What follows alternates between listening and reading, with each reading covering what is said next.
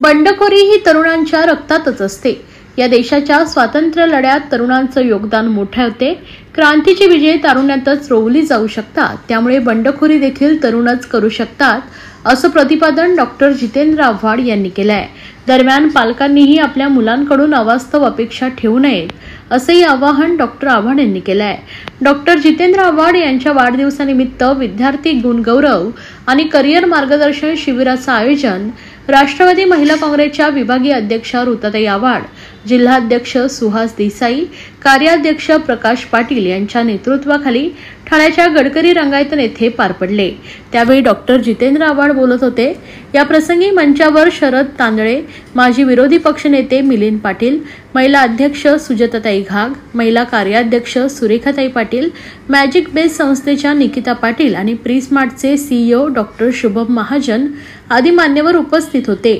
Doctor Jitendra Awhad विद्यार्थ्यांना संबोधित करताना पुढे म्हणाले की तुम्ही तरुण आहात, तुम्हाला आई वडील काही गोष्टी सांगत असतील, पण या गोष्टी तुम्हाला पटतच नसतील। आपल्या मुलांचं भवितव्य उज्ज्वल व्हावं अशी पालकांची प्रामाणिक इच्छा असते, पण आपण पालकांच्या विरोधात बंड करण्याचा विचार करतो। ही बंडखोरी गरजेची आहे, पण समाजात घडणाऱ्या वाईट गोष्टींच्या विरोधात बंड केलं पाहिजे। समाजात जेव्हा काही वाईट घडतं तेव्हा आपण पेटून उठलं पाहिजे। सर्वांनी एक लक्षात ठेवा की संघर्षाशिवाय काहीच मिळत नाही, त्यामुळे व्यवस्थेविरुद्ध संघर्ष करा। हल्ली आपण व्हॉट्सअपवरच्या इतिहासाला खरे मानत असता, पण लक्षात ठेवा व्हॉट्सअपवरच्या इतिहासाला खरे मानाल तर आयुष्यभर चुकतच राहाल। स्वातंत्र्यानंतर महात्मा गांधी आणि पंडित नेहरू यांच्या हाती देशाचं भवितव्य एकवटलं होतं। ते या देशाचे बॉस होते, पण त्यांनी चुकीचे पाऊल टाकले नाही। या देशात सर्वाधिक शोषण सहन केलेल्या डॉक्टर बाबासाहेब आंबेडकर यांच्या खांद्यावर त्यांनी संविधान लिहिण्याची जबाबदारी सोपवली। म्हणूनच या देशाला सर्वसमावेशक संविधान मिळालंय। आता खोटा इतिहास सांगून द्वेषाचं राजकारण केलं जात आहे। या राजकारणातून बाजूला होऊन आपण माणूस जगलं पाहिजे आणि करिअर निवडताना मन स्वच्छ ठेवा। आई वडील राष्ट्राचा विचार करा, कारण तुम्ही देशाचं भवितव्य आहात। दरम्यान प्रख्यात उद्योजक शरद तांदळे यांनी कोणीतरी सांगतोय म्हणून करिअर निवडू नका, तर वाचन करून आपला भोवताल पाहून करिअर निवडा। पर्सनॅलिटी डेव्हलपमेंट ही हास्यास्पद गोष्ट आहे। जर पर्सनॅलिटी डेव्हलपमेंट करायची असेल तर वाचन वाढवलं पाहिजे। ज्या सोशल मीडियाच्या कंपन्या आल्या आहेत त्या आपणाला बधीर करतायत, त्यांचा वापर करून धर्माच्या नावावर सामाजिक स्वास्थ्य बिघडवलं जात आहे। म्हणून आपण अपडेट होणं गरजेचं आहे, असं सांगितलंय। यावेळेस ऋताताई आव्हाड, मॅजिक बेस संस्थेच्या निकिता पाटील आणि प्रीस्मार्टचे सीईओ डॉक्टर शुभम महाजन यांनी देखील मार्गदर्शन केलंय। या प्रसंगी साक्षी शिंदे, प्रीती शिंदे, स्वानंदी भाटकर, स्मृती चव्हाण, प्रिन्स पांडे, संजना सावंत यांनी टॅग, तर शिवम पेडणेकर, श्रावणी शिंदे, संजना सावंत, प्रिया यादव यांनी लकी ड्रॉच्या माध्यमातून लॅपटॉप जिंकले। महाराष्ट्रातील भगिनींना आधार देणारी राज्य शासनाची मुख्यमंत्री माझी लाडकी बहीण योजना। या योजनेअंतर्गत अल्प उत्पन्न गटातील 21 ते 65 वयोगटाच्या भगिनींना मिळणार दरमहा 1500 रुपयांची मदत। अर्ज करण्यासाठी 31 ऑगस्ट 2024 पर्यंत मुदतवाढ। कुटुंबाचं वार्षिक उत्पन्न 2.5 लाख रुपयांपेक्षा कमी असलेल्या महिला पात्र। कुटुंबाकडे पिवळं किंवा केशरी रेशन कार्ड असल्यास उत्पन्नाचा दाखला आवश्यक नाही। पांढरं रेशन कार्ड असेल किंवा रेशन कार्ड नसेल तर कुटुंबाचं वार्षिक उत्पन्न 2.5 लाखांपेक्षा कमी असल्याचा दाखला आवश्यक। योजनेसाठीचा ऑनलाईन अर्ज नारी शक्ती दूत ऍप वरून किंवा पोर्टलवर भरता येईल। ज्या भगिनींना ऑनलाईन अर्ज भरता येत नसेल त्यांच्यासाठी अंगणवाडी, ग्रामपंचायत, वॉर्ड ऑफिस, सेतू सुविधा केंद्रामध्ये किंवा आशाताई बचत गटाच्या CRP यांची मदत उपलब्ध। आता आपल्याला अभिमानाने म्हणता येईल, सुखी आणि सुरक्षित आहे माझी लाडकी बहीण। प्रो गोविंदा सीझन 2 मध्ये अंतिम फेरीत निवड झालेल्या 16 संघांचं नामकरण व जर्सी अनावरण सोहळा Taj Lands End hotel, Bandra, Mumbai येथे पार पडला। यावेळी आमदार प्रताप सरनाईक, प्रो गोविंदा लीगचे अध्यक्ष पूर्वेश सरनाईक, डोम सिनेयुग कंपनीचे संचालक अध्यक्ष मोहम्मद मोरानी, डोम एंटरटेनमेंटचे व्यवस्थापकीय संचालक मजहर नाडियादवाला आदी मान्यवर उपस्थित होते। गोविंदा या खेळाला राष्ट्रीय दर्जा प्राप्त व्हावा, त्याचप्रमाणे या खेळाचं व्यावसायीकरण व्हावे यासाठी प्रो गोविंदा स्पर्धेचं आयोजन करण्यात येत आहे। ज्याप्रमाणे क्रिकेट, कबड्डी खेळाला व्यासपीठ मिळून हा खेळ मोठा झाला, त्याचप्रमाणे गोविंदा या मराठमोळा खेळाला मोठं करण्यासाठी व त्याला हक्काचं व्यासपीठ मिळवून देण्यासाठी मागील 2 वर्षांपासून आमदार प्रताप सरनाईक यांच्या पुढाकाराने व प्रो गोविंदा लीगचे अध्यक्ष पूर्वेश सरनाईक यांच्या नेतृत्वात प्रो गोविंदा स्पर्धेचं आयोजन करण्यात येत आहे। यंदा प्रो गोविंदा सीझन 2 मोठ्या जल्लोषात 18 ऑगस्ट 2024 रोजी वरळी येथील NSCI डोम येथे पार पडणार आहे। प्रो गोविंदा सीझन 2 साठी 16 संघांची निवड करण्यात आली आहे। या संघांचं नामकरण, अलॉटमेंट प्रक्रिया आज पूर्ण करण्यात आली आहे। तसेच 16 संघांच्या जर्सीचं अनावरणही पार पडलं। IPL प्रमाणे प्रत्येक संघ एक मालकाने निवडला असून पुढील सीझन पर्यंत हे संघ या मालकांकडेच राहणार आहे। यावेळी आमदार प्रताप सरनाईक म्हणाले की मी स्वप्न पाहिलं होतं की आपल्या मराठमोळ्या गोविंदांचं रूपांतर स्पोर्ट्समध्ये व्हावं, ही इच्छा युवासेना कार्याध्यक्ष तथा प्रो गोविंदा लीगचे अध्यक्ष पूर्वेश सरनाईक यांच्या नेतृत्वात प्रो गोविंदाच्या माध्यमातून पूर्ण होते, याचं समाधान वाटतंय। प्रो गोविंदा खेळाचं व्यावसायिकीकरण तसेच या खेळाला प्रोफेशनल टच मिळावा यासाठी आज अलॉटमेंट प्रक्रिया पूर्ण झाली आहे। या माध्यमातून गोविंदा खेळाला नक्कीच प्रतिष्ठा प्राप्त होईल व खेळाडूंमध्ये आत्मविश्वास दृढ होईल असा विश्वास प्रो गोविंदा लीगचे अध्यक्ष पूर्वेश सरनाईक यांनी आपलं मत व्यक्त केलं आहे। तर या गोविंदा पदकामध्ये कोकण नगर, कोकण गिड्स डॉक्टर नलिन गुप्ता, जय जवान प्रतीक शेळके, यश गोविंदा पथक विनय चौक, अग्रेश्वर गोविंदा पथक अजित सिंग, तर शिव गणेश गोविंदा विजय पटेल, हिंदू एकता गोविंदा पथक श्रीमती अनुष्का गुप्ता आणि रोहन गुप्ता, तर ओम ब्रह्मांड साई गोविंदा चंद्रेश विठ्ठलानी, ओम साई सेवा मंडळ अर्जुन कंधारी, बाल उत्सव गोविंदा सिद्धेश कदम, विघ्नहर्ता गोविंदा पथक हरमीत आणि मनमीत, अष्टविनायक गोविंदा पथक बालवीर गोविंदा पथक मोहित सिंघल, शिवसाही क्रीडा मंडळ विजय जैन, आर्यन्स गोविंदा पथक गोपाळ लालवानी, साईराम गोविंदा पथक धीरज जेठानी, तर हिंदमता गोविंदा पथक भावेश शेठ अशी या 16 संघांची नावं आहेत।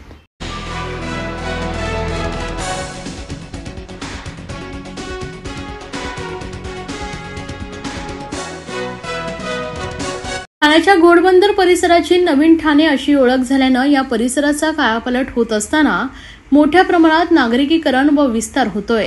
त्यात अनुषंगानं या परिसरात मोठमोठी गृहसंकुले उभी राहिली आहेत। या परिसरात मोठ्या प्रमाणात अवैध व्यावसायिकांचे जाळेही पसरत चालले आहे। घोडबंदर परिसरातील हाईट पार्क सोसायटी जवळ अंमली पदार्थ विक्री करणारे व्यावसायिक वाढत चालले आहेत। हाईट पार्क जवळ असणाऱ्या पाण्याच्या टपरीमध्येही अंमली पदार्थांची विक्री सर्रास होत असताना येथे तरुण तरुणींचा वावर रात्री उशिरापर्यंत सुरू असतो। यामुळे हाईट पार्क आजूबाजूच्या सोसायटीतील रहिवाशांना याचा नाहक त्रास सहन करावा लागतोय। तसेच या मार्गावर अनधिकृत गॅरेजवाले टपऱ्या वाढत चालल्या असून याबाबत रहिवाशांनी वारंवार स्थानिक पोलीस स्टेशन व महापालिकेला तक्रार अर्ज करून देखील यावर कोणत्याही प्रकारची कारवाई होत नाही। तसेच रात्रीच्या वेळेस या मार्गावर स्टंटबाजी करणारे बाईकस्वार यांचाही त्रास रहिवाशांना सहन करावा लागतोय। या दुचाकी स्वारांमुळे परिसरात अपघात होण्याची शक्यता नाकारता येत नाही। तसेच हाईट पार्क व आजूबाजूच्या गृहसंकुलाच्या मार्गावर महापालिकेने गतिरोधक सुद्धा बसवावेत अशा विविध मागण्यांसाठी भारतीय जनता पार्टीचे उपाध्यक्ष रमेश आमरे, माजी नगरसेविका स्नेहा आमरे यांच्या समवेत रहिवाशांनी ठाणे महानगरपालिका आयुक्त सौरभ राव यांची भेट घेतली आहे व त्यांना निवेदन दिले। यावेळी आयुक्तांनी रहिवाशांना आश्वासन दिले की लवकरात लवकर आपण कारवाई करू। जर 8 दिवसात ठाणे महानगरपालिकेने या विविध समस्यांचं निरासन केलं नाही तर उग्र आंदोलन छेडण्यात येईल असा इशारा भारतीय जनता पार्टीचे उपाध्यक्ष रमेश आमरे यांनी दिला आहे। म्हणून आम्ही आज आयुक्तांची भेट घेतली आणि आयुक्तांनी आश्वासन दिलं आहे की आठवड्याभरामध्ये जे इनलिगल शॉप जे झालेले आहेत, जे दोस्ती इम्पिरियाच्या रोडला आहेत, ते साईच्या साई शॉप मी हटवतो। आणि जर साहेबांनी सांगितलं की तिथे जे 2 दुकान आहेत त्याच्यामध्ये इनलिगल ऍक्टिव्हिटीज होते ते मी तात्काळ बंद करायला लावतो। आणि त्यांना आम्ही फोटो सकट पूर्ण फाईल दिली की गेल्या 2 वर्षामध्ये जे आम्ही फॉलोअप घेतलेले आहेत, तर तुलसीरामचा रोड असेल तो पास झालेला आहे, त्याचा बायोमेट्रिक सर्व्हे झालाय, पण त्याच्या मागे कुठली शक्ती आहे ती अजून तो रोड कळून देत नाहीये। हे त्यांना दाखवले, फोटो पण दाखवले की जे 2दा आंदोलन झाले तिथे त्यांनी आश्वासन दिलंय की गेल्या आठवड्याभरामध्ये मी हे तुम्हाला मार्गी लावून देतो। दादा, वारंवार तुमच्या प्रभागाचं नाव खराब होतंय, कारण का अनधिकृत हुक्का असेल, पार्लर असेल, ते मोठ्या प्रमाणात तुमच्या प्रभागात चालतं। तुम्ही देखील या विरोधात आंदोलन छेडणार होता, उपोषणाला बसणार होता, काय आमदार संजय केळकर साहेबांशी आमचं बोलणं झालेलं आहे। त्यांनी तो विषय अधिवेशनात पण मांडलेला आहे आणि त्यांनी सांगितलं की याच्यामध्ये आपण लवकर आंदोलन घेऊया आणि आमची सर्वांची प्रभाग क्रमांक 4ची सर्वांची सोसायटीचं असं म्हणणं आहे की लवकर आंदोलनाला बसूया आणि आम्ही लवकर आंदोलन करणार आहोत. महापालिका आयुक्तांची भेट घेतली, आयुक्तांनी काय आश्वासन दिलं? आयुक्तांनी आश्वासन दिलेलं आहे की मी लवकर 8 दिवसांमध्ये ती कारवाई करतो आणि तुम्हाला दिसेल की कारवाई झाली की नाही ते. आणि जे इनलिगल शॉप झालेले आहेत, जे रस्त्यावरती कचरा टाकतात, तेही बंद करतो. रस्त्यावर अनलिगल गाडी बांधल्याची आंदोलन पण केलं, अजून देखील कारवाई कोणत्याही प्रकारे झाली नाही. म्हणून आता मी दोस्ती इम्पिरियाची लोक होती, सोहमची लोक होती, तुमच्या एकमे झोनची जे चेअरमॅन सेक्रेटरी मेन प्रमुख जे तिथे पदाधिकारी होते आणि त्यांनी आयुक्तांनी आश्वासन दिल्यामुळे आता आयुक्तांच्या पुढे आपण बोलू शकत नाही. त्यांनी 8 दिवसाची वेळ घेतलेली आहे. आम्ही 8 दिवसांचं जर नाही झालं तर लोकशाही मार्गाने आंदोलन करणार. हाईड पार्कचा रहिवासी आहोत आम्ही. त्याच्यात आमच्या एरियामध्ये जे काही प्रॉब्लेम्स आहेत, प्रामुख्याने काही इलिगल ऍक्टिव्हिटीज आमच्या इथे मागे घडल्या जातात, त्याच्याबद्दल आज आम्ही आमचे चेअरमन यांच्याबरोबर हाईड पार्कच्या रहिवाशांनी कमिशनर साहेबांची भेट घेतली. कमिशनर साहेबांनी आश्वासन पण दिलंय. आमचे चेअरमन तुम्हाला जरा विस्ताराने सांगते. हाईड पार्क हा हिरानंद आणि मेडोज जवळ असलेला मोठा कॉम्प्लेक्स आहे. जवळजवळ आमच्या 13 बिल्डिंग्स आणि 700 फ्लॅट्स आहेत. तर काही दिवसापासून म्हणजे आता 1 वर्ष जवळजवळ होत आलं, तिथे इलिगल ऍक्टिव्हिटीज भरपूर प्रमाणात वाढलेल्या आहेत. हाईड पार्कच्या आमच्या मेन गेटच्या समोर काही शॉप्स आहेत. त्याच्यामध्ये 2 शॉप्स जे आहेत ते इलिगल आहेत आणि तिथे अंमली आणि व्यसनी पदार्थांचं पान शॉप आहे ते, आणि तिथे अंमली आणि व्यसनी पदार्थांचा धंदा चालतो असं आम्हाला दाट संशय आहे. आणि ते आम्हाला वेळोवेळी समोर दिसतं, कारण रात्री 2 ते 2:30 वाजेपर्यंत ती शॉप्स उघडी असतात. तिथे बाहेरचे लोक येऊन धिंगाणा घालतात आणि आमच्या रहिवाशांना सगळा त्रास होतो. त्याचबरोबर आणि तो मोठा प्रॉब्लेम आहे आणि तो बंद व्हायला पाहिजे, कारण आमचे रहिवासी घाबरलेले असतात. संध्याकाळपासून तिथे लहान मुलं जायला घाबरतात. सकाळच्या वेळेला आमच्या इथे तिथे मुलांना त्रास होतो. मेन गेटला शाळेमध्ये जातात.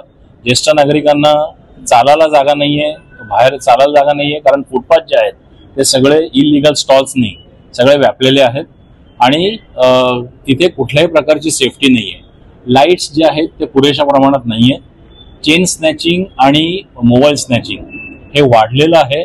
त्याच्यामुळे प्रत्येकाला आपल्या जीवाची काळजी असते. लोक घाबरतात बाहेर पडायला आणि आतमध्ये शिरायला पण जागा नाहीये आमच्या कॉम्प्लेक्समध्ये गेटमध्ये यायला, कारण इलिगल पार्किंग वगैरे सगळं तिथे असतं. कारण रोड अरुंद आहे, नॅरो आहे आणि तिथे काही कंपाऊंड वॉल्स जे आहेत किंवा स्टॉल्स जे आहेत ते सगळे रस्त्याच्या मध्ये आलेले आहेत. त्याच्यामुळे एकेरी वाहतूक तिथे करावी, नाहीतर काहीतरी रोड वायडनिंग तर आवश्यक आहे, कारण आतमध्ये येताच येत नाही. खड्डे जागोजागी झालेले आहेत. त्याच्यानंतर कचरा हा प्रामुख्याने समोर जी दुकानं आहेत तिथे सगळं डम्पिंग केलं जातं. कचऱ्याची ढीक कोणी उचलत नाही. आम्हाला पाठीमागे लागून हे सगळं करून घ्यावं लागतं. प्रचंड दुर्गंधी सुटलेली असते आणि तिथे पुढे जाऊन थोडं तुळशीधाम एरियामध्ये सगळी इलिगल दुकानं, गॅरेजेस सगळी आहेत. त्याच्यामुळे अक्षरशः रोड 3-4 फुटाचा झालेला आहे फक्त. त्याच्यामधनं समोरासमोर गाड्या पण जाऊ शकत नाही. तिथे ऍक्सिडेंटचं प्रमाण वाढलेलं आहे आणि तिथे पण लोक, तिथे एक टॉयलेट आहे त्या अनऑथराइज गॅरेजच्या समोर, तिथे लोक रस्त्यावरती कचरा टाकतात. त्याच्यामुळे तिथे पण ढीक निर्माण होतात आणि तिथे जो तुळशीधामचा जो टर्निंग आहे तो इतका डेंजरस झाला आहे की तिथे ऍक्सिडेंट